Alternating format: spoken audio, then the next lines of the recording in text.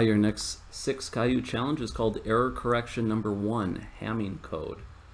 Background information: the Hamming code is used to correct errors. I don't think you need to know the background, but you can look at it if you want. It's just telling you this is basically a simplified version of how it works. We'll get into the meat of it. I know you can read this stuff on your own. So we're going to do these 2 functions now. Oftentimes we only do 1 function, but here they gave us 2. We're going to handle both encoding and decoding. Good. So they kind of have this broken apart. They do a good job of telling you how to do this step by step if you kind of want to walk through it. So implement the encode function using the following steps. Consider this input hey, H-E-Y. Convert every letter of the text to its ASCII value. Remember we talked about that. The American Standards, I can never remember what that computing, I don't know, but it basically is every key on your keyboard sort of maps, every symbol I should say of text maps to a numerical value. And we've looked up that chart in previous values, so you should know how to do this part. But if not, you can look that up. Then convert the ASCII values to an 8-bit binary value. Then you'll triple every bit and concatenate the results. So this is best shown with an illustration here. Consider hey. If you go to pull up an ASCII table on your computer and look, lowercase h should be 104, lowercase e should be 101, and lowercase y should be 121. So that's how they get to this first step. Convert each character to its ASCII value. Then they're saying, with these integer values, which are base 10, go ahead and convert those to an 8-bit binary number. So if you do that calculation, 104 should go to this. And notice how it needs to be 8 bits. So if you're going to have to add zeros in front if necessary. Depending on how you code this, you might not get that by default. So you translate these values into binary. Step 3, you're going to triple every bit. So what that's doing is, see this first bit is a 0, so they started with 3 zeros. The second bit's a 1, so they did 3 ones. The third bit's a 1, so they have 3 more ones. Fourth is a 0, so you get 3 zeros, then 3 ones. I hope you can see that pattern by now. And then finally you concatenate. So you take these separate tripled bytes, and instead of having spaces between them, you smash them all together to get your encoded string. And then, as you can imagine, for decode, you're basically going to undo this process and walk it backwards. And there's a little bit extra in that you're going to handle some error correction in case your input was corrupted. And they tell you that it'll never be an error of the type where you lose bits. It'll be one is flipped, for example. So the length of the strings you don't have to worry about, but you will look for every group of 3, and you'll take the dominant character in those. So by that I mean, if you had 101, you would assume that means 3 ones because you had 2 ones, which means there were more ones than zeros. So you assume it means 111. If you had 2 zeros and a 1, you would interpret that as an error that should have been 3 zeros. And so you don't have to worry about just bits being thrown out randomly. The length of the input string is always divisible by 24, so that you can convert to an 8-bit ASCII value. So sort of like we talked about walking this backwards, you're going to split the input into 3 characters. You're going to run this error check that's just going to take things like this. Remember I said if whichever the majority, the dominant character is, 0 or 1, you're going to translate to that. So if you had 0, 1, 0, since there's 2 zeros, you're going to interpret it as a 0. When you kind of roll back, remember how we tripled each bit, and now we need to get back to a single bit. So you're kind of handling both the error checking and that move to a single bit in one step here. Then take each group of 8 characters and convert that binary number.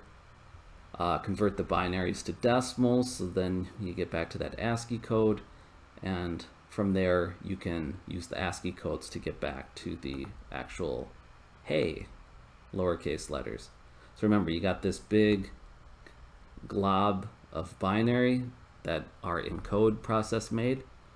You're going to break it up into triples, and which could possibly contain errors, you know, that would have reflected in this input. You're going to get them down to a single bit and account for any potential errors that may have happened. Then from there, these are going to form into bytes, right? Every 8 bits makes a byte.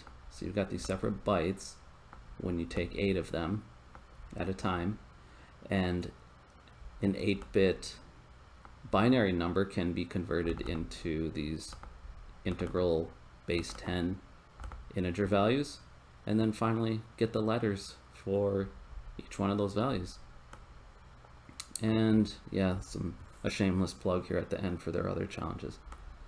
So I think you've got a handle on this. Why don't you go ahead and start coding? And you can they pretty much give you what you have to do step by step here. So if you're not trying to be clever, feel free, like I did, just walk through the steps, take it a step at a time, and you'll come out right.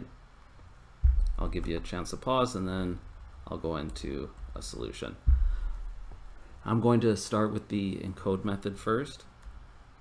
And my basic strategy, I'm going to have, as you often see me do, some kind of result variable that I'm going to end up returning.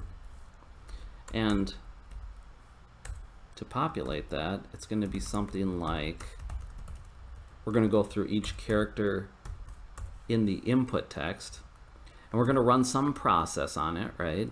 With each character that they defined above, we'll scroll up to encode.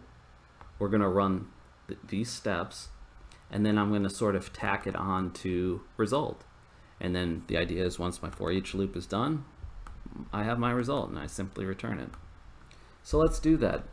Let's start by converting the values, the characters, into an integer ASCII value. And so nothing amazing here. As you can imagine, you can simply take your char and cast it to an int, because the character has this integer representation. So it's basically, when you cast it, it's saying, hey, give me that number value, and you'll just get it. You don't have to reference any ASCII tables or anything like that and write code to do that. This will give you that value. And feel free to add any print statements you want along the way, and hit the test button if you want to see this, see what you get when you do that. If it's not clear, it's the best way to see it. Okay, so we have the integer values, right? So we're at this step, we've gotten those, and now we want to take each of these and convert them into a binary number, and importantly, like I said, an 8-bit binary value. So we've done stuff like this before. I'll say string binary equals convert, actually to string, and what we'll do is we'll give it a integer value, which we just calculated, and then we can say which base we want it converted to. So I'm using 2, that means binary. If you wanted hexadecimal, you could put 16 there. If you wanted octal, you could put 8 there. But we want binary. And then to handle that bit about, because if you just do it like this, it's not going to front pad with zeros. So with lowercase h, they would give you this string right here that I'm highlighting. See how it starts at the 1 and I miss the 0? And that's not exactly what you want, because when you go to triple these numbers, you'll have 3 1s to start and you'll miss these 3 zeros.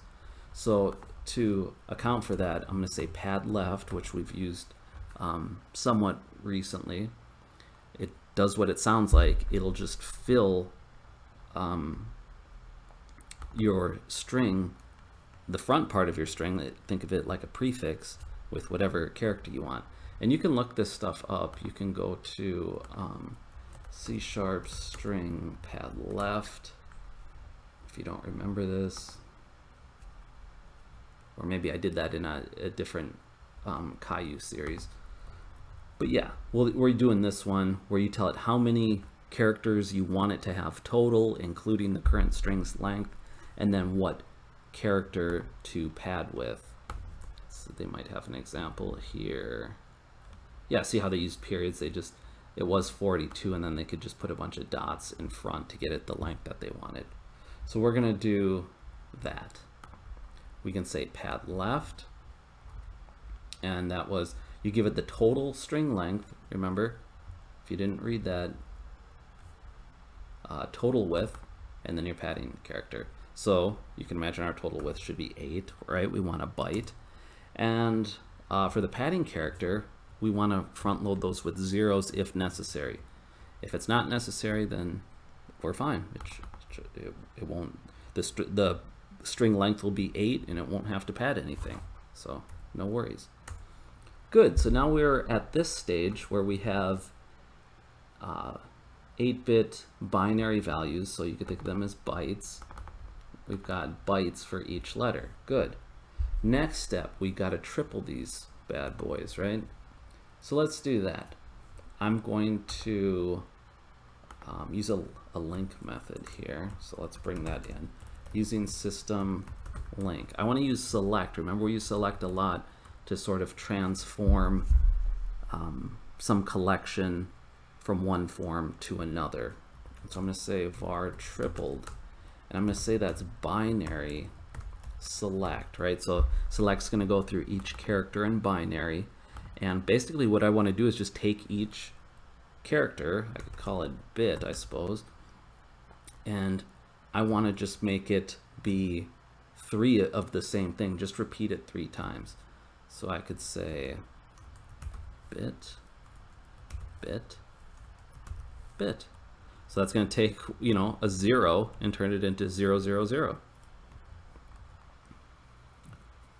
Good. And then finally, we can add that to our result.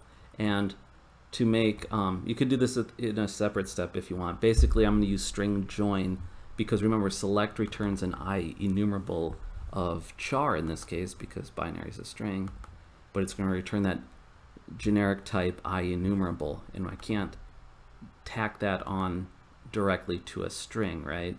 So to do that, I'll say result plus equals, and we can use string join, which you should have seen by now. But as usual, look anything up that you're not sure about.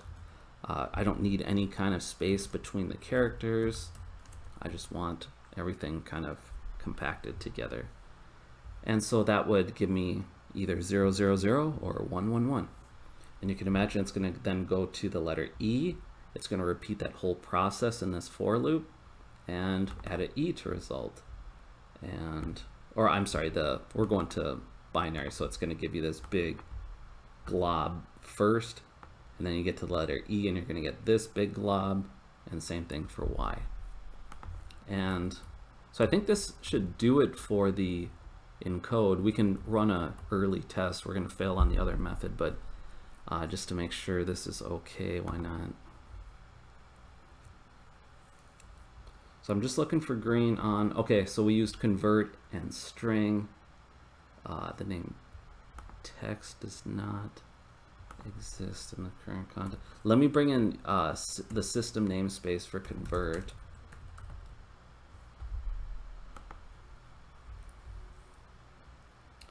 The name text on line 23. There's 23s. Oh, sure. Yeah, that was just the placeholder they had in. Let's just put in bits right now to silence that. We're not worried about decode yet. We're gonna make sure we're so good. See how the test for the encode function we passed. So that looks good. And feel, like I said, feel free to add in your statements whenever these aren't clear. You could say, I like to do stuff like this. ASCII, you could say binary, binary, tripled. Well, tripled, you'd have to go copy all this. And then let's test it again. Oops, yep, it's a bit bad.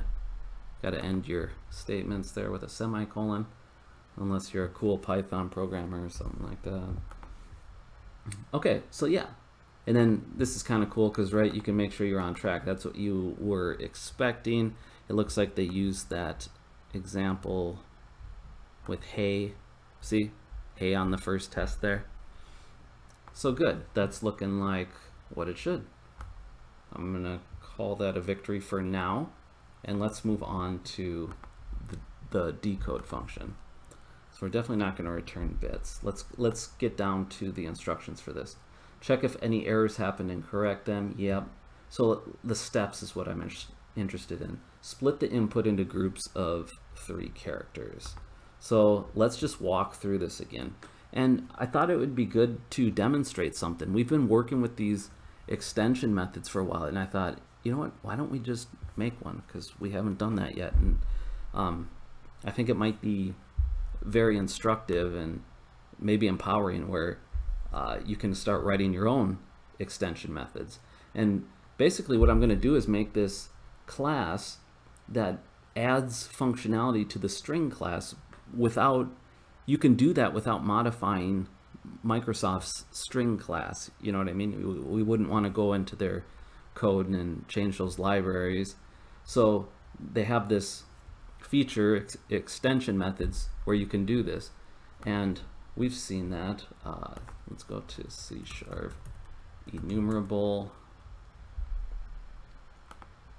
And we'll use select as an example, but any of them work. We used select in our challenge here. But I just want to show you, I know I've explained this in some of the earlier videos, but I think it eludes a lot of people. So notice in these signatures, right, the first parameter, this, the keyword there, right, that's not actually a parameter. It means you're calling select on this kind of object of this type, an enumerable of T, that's generic. That's what we did, right? We called it on a string, which is an enumerable of type char. And so you can do this and make your own. You know what I mean? You're not stuck with just select. You can make one.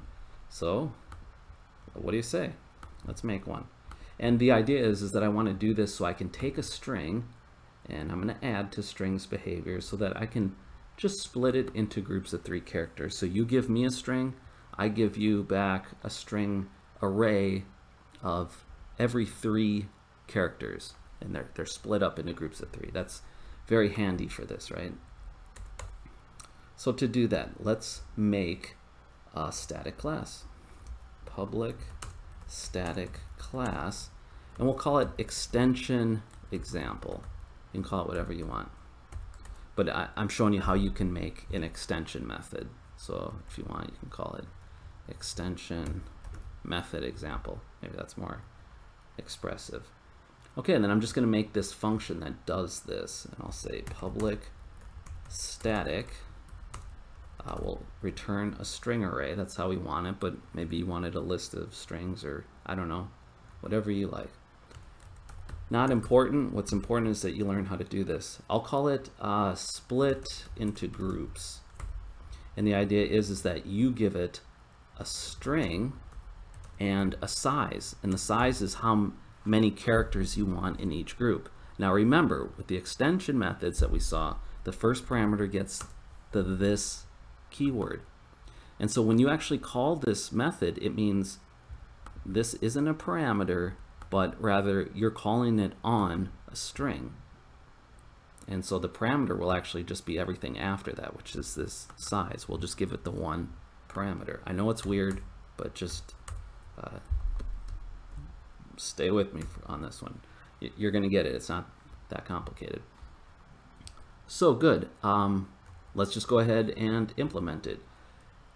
They told us that we didn't have to worry about lengths, so I'll leave it to you how much protection you want, but this kind of could not make sense, right? If you had a string of length 10 and you told it you wanted a size 13, I'm not going to go crazy with error checking because that's not what this snippet is about. But I will say if text.length we'll say modulo size is not equal to 0, which means size isn't an even multiple, right? We don't want to have any remainder here, it should be that you can split this up evenly is the idea. And if that happens, I'll just say throw a new argument exception, and we can say invalid size. We can put size for text length, or whatever. It shouldn't come up, but in real life you would, do what you got to do. So next we're going to make our sort of result, which is this string array, and I'll say new string array, and the size of it, the number of elements we should have, is text divided by size. And we already did some error checking, so this should divide out evenly, and that should be fine. Okay, and then we're going to loop through the characters in our text. I'll say int I equals 0, I is less than text length. And now normally we do plus I, right? Just increment it by 1 every time. But what I'm going to do is say I plus equals size. And you'll see why, because we're going to call substring, and we're going to take the number of characters we need. We're going to take, let's say it's 3. We're going to take 3, and then we want to say go to index next, I equals 3. So you skip over 0, 1, 2 because we already took those characters, right? So let's do, let me make a int index equals 0, and this is just going to sort of help us put things in the right place in this array. So I can say groups index, and I'm going to use the postfix. So what this means is it won't execute on this line, but after the whole line is executed, then it will bump index. If you're not comfortable with that, just write an extra line that says plus index after the line I'm typing now. But groups index will then be text substring. We've seen substring, your starting point, and how many characters you want, which would be size. And so hopefully you can imagine, step through it in your head if you have to. So it'd be 0 plus 3 would be, then go to index 3, then 6, then 9, etc., or whatever your size is. And so yeah, you're sort of loading up this groups array. That index will increment up to 1, 2 after each round, so we get everything in the right place. And then finally, you should be able to simply return your groups. Okay, so yeah, we made this extension method, right? Big deal, right? Well, kind of, because now it's like string has new behavior that it didn't have before. And so you can just call this on any string now, and it will make life a little bit easier over here. So let's go by the steps again to do decode. We'll use our new method. I'll say string array, let's call it bit groups, and that will be split into groups, our new method. But remember, we call it on a string, and we were given an input. Remember, bits is of type string. This is an extension method that works on strings. So now it's like strings have this behavior built in. Kind of cool, right? So you can say split into groups 3. I'm not passing a string in, right? The string I told you is this part. It means that we're calling this on a string for that first parameter, right? Let me scroll down a little bit. Right? We're not passing text. This is the text. That's the text. This is the first parameter here. We just put it in there.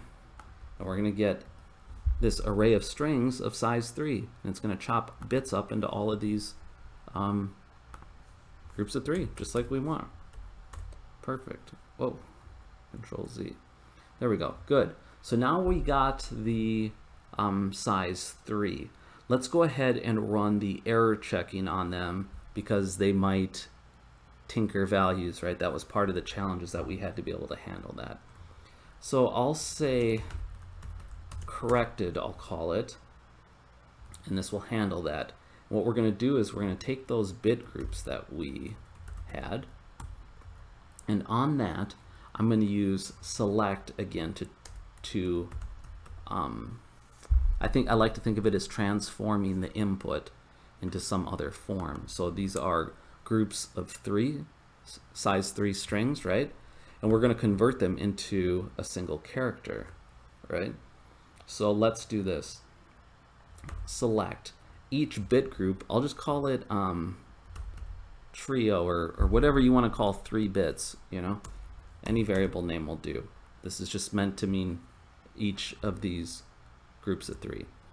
And for that, my strategy is going to be I'm going to count the number of zeros. If the number of zeros is greater than 1, meaning it's 2 or 3, that means that should be interpreted as a 0, right? It means one of the bits got corrupted into a 1. Or, you know, maybe none of the bits were corrupted. And the idea is if that count isn't greater than 1, then it should be interpreted as a 1. So we can say trio, and we'll use another link method here that we've used, count, and we can use another lambda here. I'll call it bit because, right, each element in trio would be a bit. I'm thinking of trio as a length 3 string, and so each element in there is a single bit character. And so for bit, we're going to count bits, and when do you want them to make a tick count, right? You're going to do that when bit equals the character 0. So this is going to give me a 0 count. And so what I'm saying is if that count of zeros is greater than 1, meaning 2 of the 3 or 3 of the 3 bits are zeros, I'm going to say interpret that as a 0. We're going to use that ternary expression here again. Otherwise, it's going to be interpreted as a 1. It's going to mean the 1s dominate, and possibly one of the bits was corrupted and transferred to a 0. So that's the idea here. Maybe looks more complicated than it really is. I'm just saying if it's mostly zeros, consider it a 0. If it's mostly 1s, consider it a 1. That's all that means. Good, corrected. So now we need to take that input, this corrected input now, where we've sort of condensed it, right? We're at the point where is it? Decode function steps. So now they have a printed example, corrected bits. So now we're at this point where we've kind of filtered down these size 3 chunks, and now they're the single bit that they actually represent. We've de-tripled it, right? If you want to say it that way. So we've got the bits. Now we need to take every 8 of these and form them into these 8-bit bytes that we can eventually convert to ASCII values and then to actual letters. So let's do that. We'll say string array bytes, and we want to get our bytes from corrected. So we could say join. So what we're going to do is we'll do string join, and we don't need any kind of spacing between them. We're just going to sort of glob it together, and that's corrected, right? And the idea is I'm just taking all of these singles and smashing them together into one string. And then I can use my same split into groups, right, to get these into the size that I want. And this time I want them in size 8. Isn't that handy, right? Like I found multiple uses for the extension method. Because remember, string join made a string. This should return a string, and I can call split into groups on a string. And so I'm saying, hey, form this string, this binary string, into bytes. 8 bits are a byte. Good. So now we have the bytes, and I'll start building a result from this. Just initialize it to nothing. Okay. And then now we can go through the process of converting all these bytes back into letters. So I'll say string. I can't use byte because that's a keyword, so you could say that's ugly. Feel free to use whatever variable name you like, bytes. So now we got those 8 bits, and let's kind of do the reverse of what we did before. So I'll go ahead and convert the byte into an integer value, int ASCII, and we'll use convert to int 32, right? We want to make an integer out of it. We'll say byte, and 2, we'll tell it, hey, this byte right now is in base 2 form. It's a binary number. So when you make it into an integer, just realize that, hey, this is a binary. You need to convert to decimal for int. Cool. All right, and then now you can make char from that value. I'll do this in a separate step, but we can combine later if you like. So you just say, hey, interpret that integer value as a character. And then finally you can say, add that to my result. And then when you're done with the whole loop, it means you've processed every byte.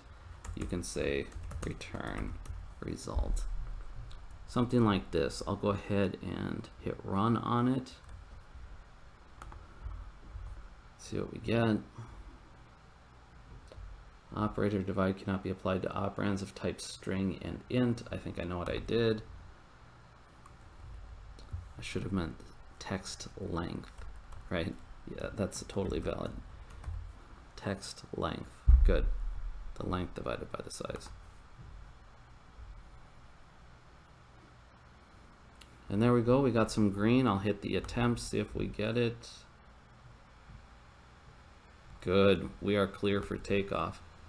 So, like I said, this is the time now. I'm gonna go ahead and get rid of my print statements, but you can clean this up however you want. So, anywhere that I have ASCII here, you could have just put in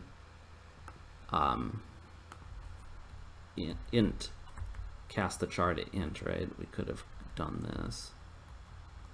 That should be the same thing.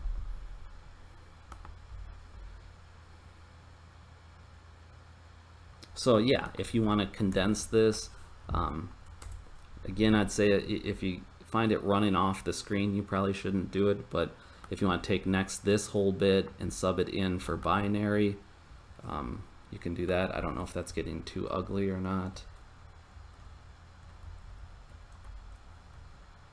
And it's pushing it, but we can try it.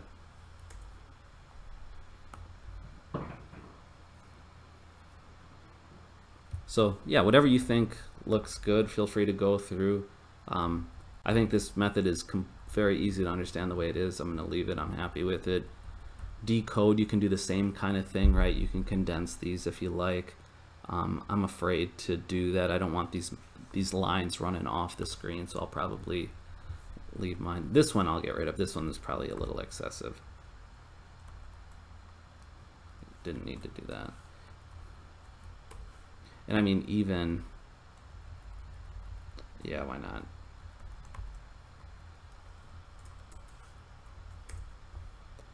Hit the attempt. Make sure I didn't do something bad. Good. And usually, for just one line, I do it like that.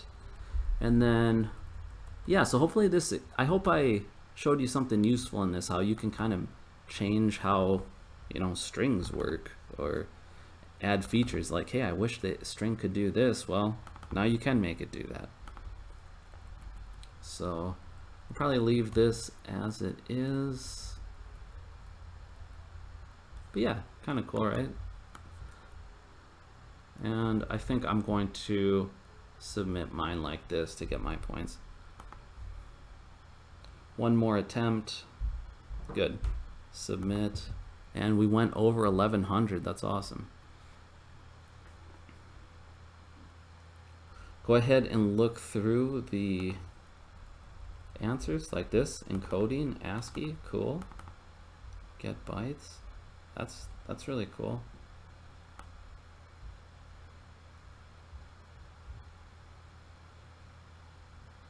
So yeah, you don't need to listen to me reading through code, you know what to do. You do this too on your own, and find out what kind of extra tricks you can get. Other than that, show me what kind of strategy you used, or if you have questions, comments, feedback, it's all welcome. I will see you in another video. Thanks for watching.